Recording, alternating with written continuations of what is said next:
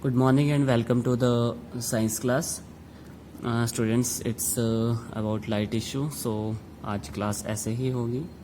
तो चलिए फिर शुरू करते हैं.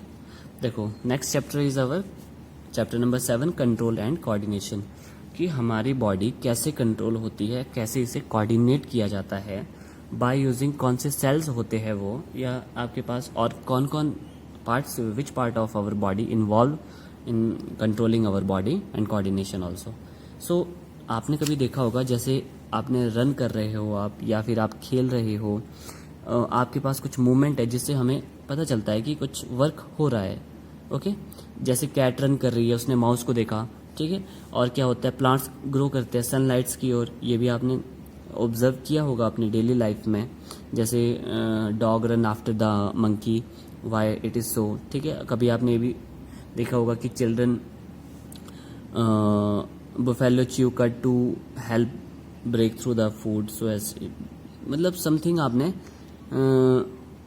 जैसे चिल्ड्रन खेल रहे होते हैं, स्विंग कर रहे होते हैं, झूले में झूल रहे होते हैं, तो उनको काफ़ी फन होता है. ठीक है, और जैसे ब्राइट लाइट होती है तो हमारी आई एडजस्ट करती है अपने आप को ताकि ज़्यादा लाइट हमारे उसमें एंटर ना हो. इनको कहते हैं स्टिमुलाई. स्टिमुलाई मतलब sudden response to some activities, उसको कहते हैं स्टिमुलाई. मतलब एकदम से हम स्टिमुलेट हो जाते हैं. और कैसे देखा होगा आपने, कभी आपने देखा होगा कि आपके मुंह में अचार या खट्टा देख के पानी आ जाता है, या आप कोई भी डिलीशियस चीज़ देखते हो तो आपके मुंह में पानी आ जाता है, our mouth get water. But हम उसको कंट्रोल नहीं कर सकते हैं. बट टू सम स्टिमुलाई ऐसा हैपन होता है. ठीक है, सो अब हम इस चैप्टर में ये स्टडी करने वाले हैं कि ये चीज़ें कैसे ट्रिगर होती है, कि आखिर क्या रीज़न होते हैं इनके होने के. Okay, so first is nervous system. In the previous class आप ये कर चुके हो, एंड दिस इज इम्पॉर्टेंट, बहुत इंपॉर्टेंट है ये बच्चों. नर्वस सिस्टम क्लियर आपको. नर्वस सिस्टम एंड जो लास्ट ईयर भी किया था हमने, neuron. This is the structure of the neuron. आपको ये ड्रॉ करना है और मोस्ट इम्पॉर्टेंट है ये. ओके, अब देखो बच्चों, क्या होता है कि हमारे बॉडी से इंफॉर्मेशन गेन करते हैं सेल्स. इंफॉर्मेशन गेन होती है और वो कहाँ भेज दी जाती है, ब्रेन को.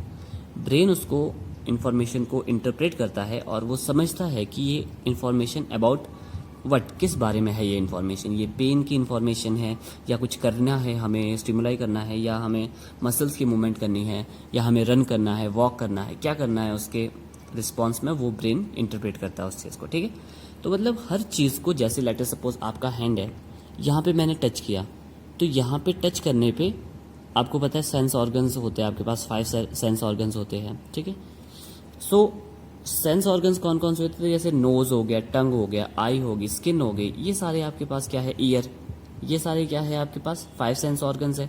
इन सेंस ऑर्गन्स में सेल्स होते हैं. वो सेल्स, उन सेल्स को कहते हैं रिसेप्टर्स. रिसेप्टर्स क्या होते हैं, cells which receive the informations. ठीक है, ये रिसेप्टर्स. जैसे ये स्किन है, मैंने यहाँ टच किया तो ब्रेन को पता चल चुका है कि बॉडी के इस पार्ट में टच हुआ है.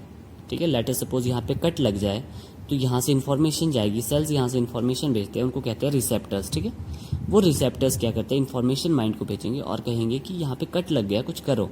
फिर माइंड वापस इन्फॉर्मेशन भेजेगा और उसको ठीक करने के लिए कुछ ना कुछ एक्टिविटी वहाँ पे ज़रूर होगी. जैसे आपका कट लग जाए तो हम अपने दूसरे हैंड से उसको ब्लड को ब्लीडिंग होने से रोकते हैं. मतलब कुछ ना कुछ एक्टिविटी ज़रूर होती है. तो वो इन्फॉर्मेशन जो ले जाते हैं, that they are called receptors. Okay, तो देखिए यहाँ पे आपके पास all the information from our environment is detected by the specialised tips of some nerve cell. ठीक है, और जो रिसेप्टर्स होते हैं, रिसेप्टर्स में हम सारी जगह क्या होते हैं, रिसेप्टर सेल्स में ये आपके पास नर्व सेल्स होते हैं. ठीक है, जिसको न्यूरॉन्स कहते हैं. ये न्यूरॉन, ये स्ट्रक्चर बहुत इंपॉर्टेंट है, आपने ड्रॉ करना है. ठीक है, कहाँ से राइट करना है वो मैं बताऊंगा. ओके, और ये रिसेप्टर्स कहाँ होते हैं, they are located in the sense organ such as ear में होते हैं, नोज, टंग, आई, स्किन, इसमें होते हैं. ठीक है, सो देखो आपके पास जो नोज होता है, सबसे पहले देखते हैं टेस्ट. आपके पास जो टंग है वो भी तो एक सेंस ऑर्गन है. वो कैसे रिसीव करती है, वहाँ पे रिसेप्टर्स लगे होते हैं. उन रिसेप्टर, ये इंपॉर्टेंट है, इसको राइट करना है आपको. The gustatory receptor. आपको पूछ लिया जाता है कि receptor present in the tongue, तो आपको क्या, ये गस्टेटरी रिसेप्टर्स. ठीक है, while olfactory receptors which detect the smell, और जो आपके पास नोज में होते हैं दैट इज ओल्फैक्टरी रिसेप्टर्स, ये आपके पास नोज में होते हैं। चलिए फिर नेक्स्ट आपने दो चीज़ें इंपॉर्टेंट है, इसको राइट कर लेना है। गस्टेटरी रिसेप्टर्स डैश कर देना, कहाँ पे होता है, टेस्ट के लिए होता है, टंग में होता है।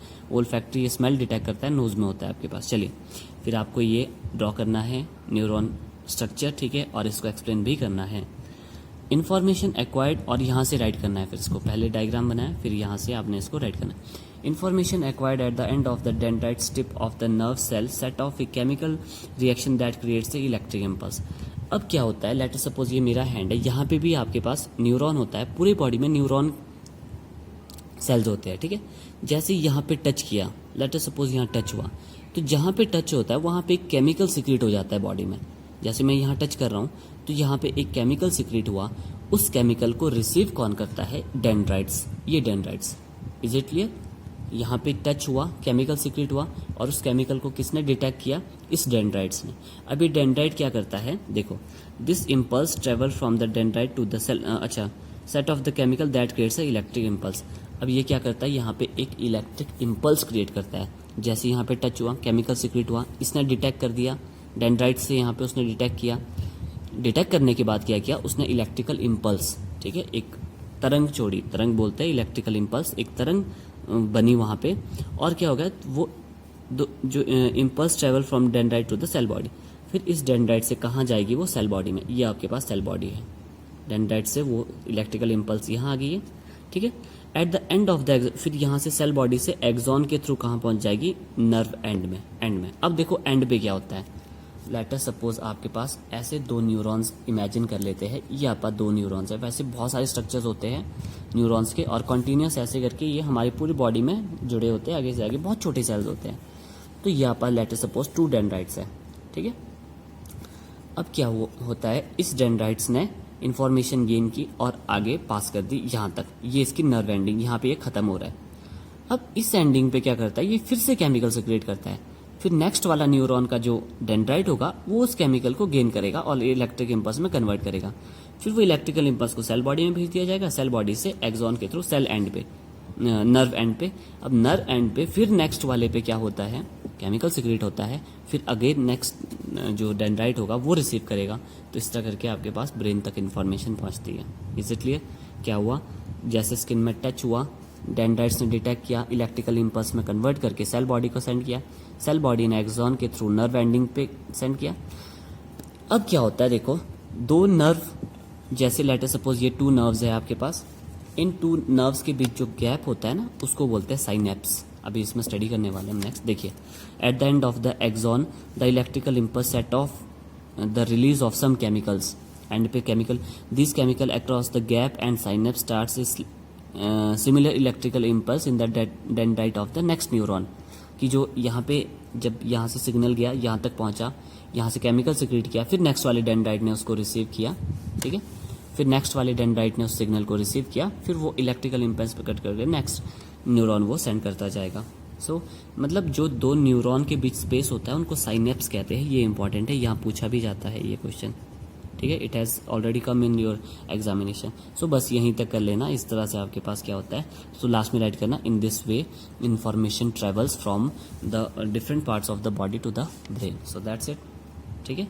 Through this way information is received by the receptors from the different part of the body and send to the brain. That's it, ठीक है। और ब्रेन फिर उसके बाद खुद बताएगा आपको क्या करना है। Is it clear? चलिए नेक्स्ट करते हैं। फिर नेक्स्ट आता है आपके पास, दिस इज रिफ्लेक्स आर्क। बहुत ज़्यादा इम्पॉर्टेंट है। फर्स्ट वन ये हो गया neuron, second one reflex arc आ जाता है यहाँ से, या आपके पास ब्रेन आ जाता है। ऑल आर इम्पॉर्टेंट, तो यहाँ से 100% एक क्वेश्चन आना ही आना। चलिए नेक्स्ट करते हैं हम रिफ्लेक्स एक्शन, ठीक है। अब हम नेक्स्ट जो होने वाला है हमारे पास, that will be reflex action. Okay students, देखो रिफ्लेक्स एक्शन क्या होता है। रिफ्लेक्स एक्शन इज सडन, यहाँ से राइट कर लेना आपने, reflex action is sudden and spontaneous involuntary response of the body to the stimuli. Example, pull back of hand when we touch some hot object, ठीक है। तो ये होता है रिफ्लेक्स एक्शन। रिफ्लेक्स एक्शन का मतलब होता है सडन एक्शन। सडन एक्शन कैसे होता है, लेट अस सपोज ये आपके पास कोई गर्म बॉडी है और मैं इसमें टच कर लेता हूँ, मानो मैं इसमें टच करता हूँ तो क्या होता है, सडनली आप अपना हैंड विड्रॉ करते हो, ठीक है। और ये इतनी क्विक एक्शन होता है कि आपके पास इनवॉलेंट्री रिस्पॉन्स कहते हैं इसको। इनवॉलेंट्री का मतलब होता है कि माइंड इसको कंट्रोल नहीं कर पाता है। अब जैसे हॉट है तो आपको सडनली आपका हैंड यहाँ से विड्रॉ होना ही होना है, माइंड चाहे कुछ भी करे, बट वो इनवॉलेंट्री एक्शन होता है। इनवॉलेंट्री मतलब इनवॉलेंट्री एक्शंस क्या होते हैं, actions which can not be controlled by the mind. और कैसे इनवॉलेंट्री एक्शंस होते हैं, इसको भी आपने राइट कर लेना है कहीं पे साइड में, टॉप में राइट कर लेना, involuntary actions which can not be controlled by the brain, ठीक है। और कौन से होते हैं, जैसे हार्ट बीट्स भी हमारा, हम जो है ब्रेन हमारा वो उसको कंट्रोल नहीं कर सकता है। और जैसे रेस्पिरेटरी है, हम इसको कंट्रोल नहीं कर सकते हैं। और जैसे जो ब्लड हमारी different parts of the body में ट्रेवल कर रहा है, इसको हम कंट्रोल नहीं कर सकते हैं। जैसे आपके पास एक्सक्रेशन है, इसको भी हम कंट्रोल नहीं कर सकते, ये इनवॉलेंट्री होता है। और दूसरा कौन सा होता है इसके कंपेयर में, voluntary action which can be controlled by the brain. Voluntary actions कैसे होते हैं, वॉकिंग, जैसे आप ना चलना चाहो, ब्रेन आपको बोले नहीं चलना है तो आप नहीं चलोगे। आपके पास बोलना है, चलना है, बोलना है, आपके पास राइट करना है, बात करना है, मूव करना है चेयर को, दीज और आर वॉलेंट्री एक्शंस, क्योंकि ये कंट्रोल होता है ब्रेन। ओके, चलिए रिफ्लेक्स एक्शन पे करते हैं।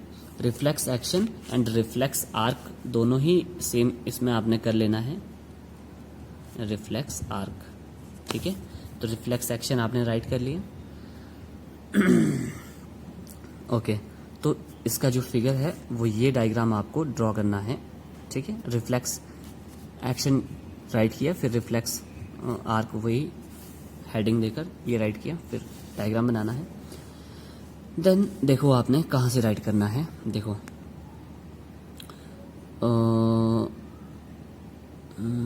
ओके चलो यहाँ से। Obviously in order to receive this signals, this thinking part of the brain in the skull must be connected to the nerves coming from various parts of the body. अब क्या होता है, जो आपके पास signals different part of the body से आ रहे हैं, वो कहाँ पे आपके पास जाने चाहिए, सारे के सारे थिंकिंग पार्ट में। थिंकिंग पार्ट क्या होता है, वो होता है ब्रेन, जो उसको सोचेगा कि इस इंफॉर्मेशन का क्या करना है। Okay, similarly if this part of the brain is to instruct muscles to move, nerve must carry this signals back to the different part of the body. अब क्या हुआ, नर्व्स ने ब्रेन तक इन्फॉर्मेशन लाई। अब ब्रेन्स को information वापस ले जानी हो तो आपके पास व्हाट हैपन्स, आपके पास इन्फॉर्मेशन कौन रिसीव करता है, दैट इज रिसेप्टर्स रिसीव करते हैं। और थ्रू न्यूरॉन जो सेल्स होते हैं उसके हेल्प से कहाँ तक पहुँचता है, वो ब्रेन तक। ब्रेन फिर थिंक करेगा, सोचेगा कि क्या करना है इसका, तो आपके पास फिर इन्फॉर्मेशन वापस भेज दी जाएगी अगेन नर्व्स के थ्रू।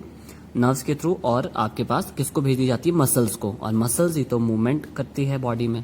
ओके, बट अगर इस प्रोसेस से चले कि रिसेप्टर रिसीव करेगा, फिर इन्फॉर्मेशन ब्रेन को जाएगी, ब्रेन सोचेगा, और फिर आपके बाद मसल को इन्फॉर्मेशन देगा कि चलिए मूव कीजिए, तब तक तो हम बर्न कर जाएंगे, ठीक है।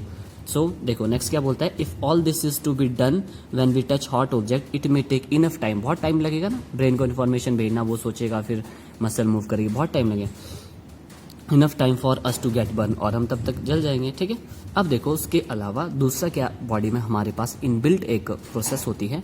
देखो यहाँ से राइट करना है, नेक्स्ट पैराग्राफ, नेक्स्ट लाइन से स्टार्ट करना है। Rather than having to think about the sensation of heat, if the nerves that detect heat were to be connected to the nerves that move muscle in a simple way, the process of detecting signal or the input responding to it by an output action may be completely quick. Such a connection is commonly called reflex arc.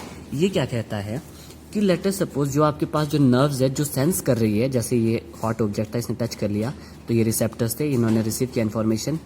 तो भाई nerves brain तक information पहुंचने की बजाय अगर वो nerves आपके पास muscle से कनेक्ट हो डायरेक्टली, तो देखो क्या होगा, यहाँ पे ये नर्व्स थी, इसने क्या किया, इन्फॉर्मेशन रिसीव की, और ये कहाँ जुड़ी है, मसल्स में।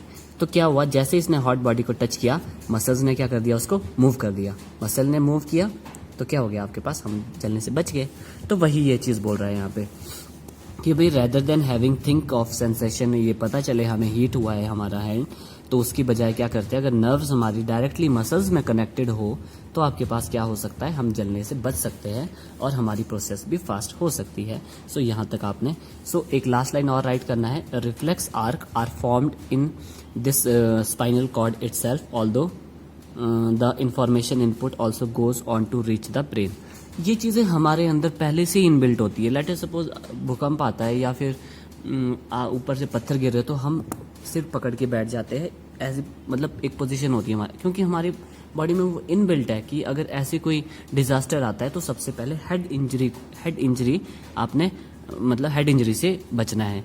हेड इंजरी से बचोगे, वही तो सबसे मतलब हेड को इंजर हो गया तो सबसे वीक पार्ट होता है वो, तो it may cause death. So in this वे आपको ये रिफ्लेक्स आर करना है और मोस्ट इंपॉर्टेंट है। चलिए लास्ट कर लेते हैं human brain. This is the most important, और ब्रेन आपके पास फिर 100% आना ही आना है। चलिए देखिए बच्चों क्या होता है ह्यूमन ब्रेन। कहाँ से राइट करोगे आप ह्यूमन ब्रेन, यहाँ से, okay. The brain and the spinal cord constitutes the central nervous system, they receives information from all part of the body and integrated. आपको पता है जो आपके पास ब्रेन है एंड स्पाइनल कॉर्ड, ये नर्वस सिस्टम बनाते हैं, ठीक है। सेंट्रल नर्वस सिस्टम बनाते हैं कौन कौन, brain and spinal cord. Spinal cord क्या होती है, जहाँ पे पूरी नर्व्स की कनेक्टिविटी होती है। ये आपके पास ऐसे डिफरेंट पार्ट से आती है नर्व्स, और ये कनेक्टिविटी होती है, एक मतलब जाला सा होता है, बैकबोन उसको प्रोटेक्ट करती है स्पाइनल कॉर्ड को, ओके। चलिए राइटिंग, नेक्स्ट आपने राइट करना है, writing, talking, moving a chair, clapping at the end of the program are example of the voluntary actions. आपको बताया पहले, which are based on deciding what to do next. Voluntary मतलब आप खुद decide कर सकते हो क्या करना है। So the brain also has to send message to the muscles, इसके लिए मसल्स को इंफॉर्मेशन देनी होती है। फिर यहाँ से राइट करना है, the brain thus allow us to think and take action based on that thinking. तो ब्रेन तक इन्फॉर्मेशन जब पहुँचती है तो वो सोचता है कि क्या करना है, फिर सोच के आपको मसल्स को इन्फॉर्मेशन बताएगा कि भाई अब ये करना है आपको। उस तरह से फिर आप पास प्रोसेस होती है, okay. The brain has 3 major parts और region, namely fore brain, mid brain and hind brain. आपके पास 3 मेजर पार्ट्स होते हैं, आपने पॉइंट्स में इनको राइट करना है। First of all fore brain, mid brain and hind brain. Then आपको ब्रेन कंस्ट्रक्ट ड्रॉ करना है लाइक दिस, और नीट एंड क्लीन। पहले भी हम सिस्टम्स कर चुके हैं, उनके भी नीट एंड, अगर आप नहीं करते हो तो बच्चों it will be loss for you, आप खुद अपना लॉस कर रहे हो। चलिए वन बाय वन एक्सप्लेन करते हैं। First is fore brain. I will read out and make you understand, आपने यहाँ से राइट कर लेना है। सबसे पहले हेडिंग देना forebrain. Forebrain is the main thinking part of the brain, ये सबसे मेन थिंकिंग पार्ट होता है ब्रेन का। It has the region which receive the sensory inputs, जो सेंस किया मतलब इनपुट आया, जैसे हमारे रिसेप्टर्स ने जो इन्फॉर्मेशन भेजी वो रिसीव करते हैं सबसे पहले ये। Separate area of the forebrain are specialised for hearing. Separate area होता है इनके लिए, किस किस के लिए, हियरिंग सुनने के लिए, स्मेल करने के लिए, साइट देखने के लिए एंड सो ऑन। इनके लिए सेपरेट एरिया है आपके पास फोर ब्रेन में, ठीक है। There are separate area of association where this sensory information is interpreted by putting it together with information from other receptors as well as with information that is already stored in the mind। अब देखो ये क्या बोल रहा है कि जब information आपके पास माइंड में पहुंचती है तो क्या होता है, पहले तो सबसे पहले वो इंटीग्रेट की जाएगी, क्योंकि बहुत सारी इन्फॉर्मेशन जब आ रही होती है कि अलग अलग जगह से आ रही है, लेट सपोज हैंड से आ रही है, लेग से आ रही है, कहीं से भी बॉडी के किसी भी पार्ट से इन्फॉर्मेशन आ रही है, तो पहले उनको इंटीग्रेट किया जाता है, इकट्ठा किया जाता है। इकट्ठा करने के बाद क्या किया जाता है, उसको कंपेयर किया जाता है जो आपके ब्रेन में पहले से ऑलरेडी स्टोर्ड इन्फॉर्मेशन है। अब हमारे बॉडी में आप सोच रहे हो कि स्टोर्ड इन्फॉर्मेशन कैसे, अब आपको पता है कि हमारे ब्रेन में एक चीज़ पहले ही स्टोर होती है कि भाई अगर हम आग को टच करेंगे तो हम जल जाएंगे, तो मतलब वो इन्फॉर्मेशन पहले से स्टोर्ड है, और जैसे ही हम किसी हॉट ऑब्जेक्ट को टच करते हैं तो हमारे माइंड में वो इन्फॉर्मेशन रन करती है कि हम जल जाएंगे, इसीलिए हम अपना हैंड विड्रॉ करते हैं, ठीक है। या आप जैसे हमारे माइंड में क्या होता है, सेटअप किया हुआ ऑलरेडी जो इन्फॉर्मेशन होती है कि हम अगर ज़्यादा तेज़ ड्राइव करेंगे तो चांसेस ऑफ एक्सीडेंट में इंक्रीज हो जाएंगे, तो हम इसीलिए स्लो ड्राइव करते हैं। इसलिए और भी जो इन्फॉर्मेशन है हमारे माइंड में अबाउट डिफरेंट, जैसे टेस्ट होता है, हमें पता है कि फ्लावर का कैसे टेस्ट होगा, आपके पास डिफरेंट टेस्ट जो होते हैं वो हमारे माइंड में पहले से स्टोर्ड होते हैं और हमें पता चल जाता है कि ये किसकी इन्फॉर्मेशन हमें आ रही है। ओके, नेक्स्ट क्या आता है, a decision is made about to respond and the information is passed on to the motor area where control movement of the voluntary muscles for example। फिर उसके बाद इन्फॉर्मेशन के बाद क्या किया जाता है, वो इन्फॉर्मेशन गेन के बाद एक इन्फॉर्मेशन वापस भेज दी जाती है, किसको, मोटर एरिया, मोटर मतलब मूवमेंट एरिया, मसल्स को भेज दी जाती है जो फिर मूव करेगा और according to the information. Okay, however certain sensory distinct from the seeing.